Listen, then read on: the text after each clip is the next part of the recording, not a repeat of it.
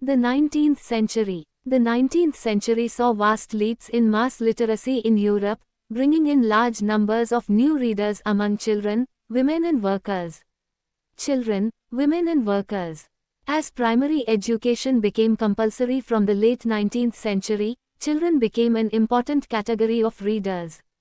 Production of school textbooks became critical for the publishing industry. A children's press, devoted to literature for children alone, was set up in France in 1857. This press published new works as well as old fairy tales and folk tales.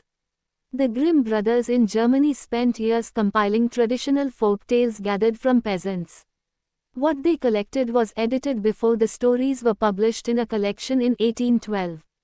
Anything that was considered unsuitable for children or would appear vulgar to the Clydes, was not included in the published version. Rural folk tales thus acquired a new form.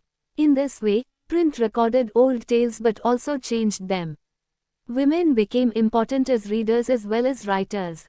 Penny magazines were especially meant for women, as were manuals teaching proper behavior and housekeeping. When novels began to be written in the 19th century, women were seen as important readers.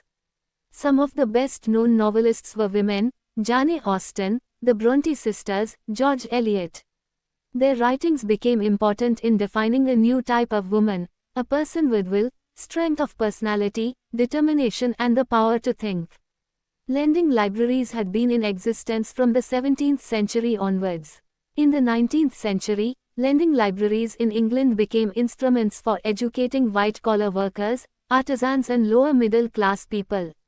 Sometimes, self-educated working-class people wrote for themselves. After the working day was gradually shortened from the mid-19th century, workers had some time for self-improvement and self-expression. They wrote political tracts and autobiographies in large numbers.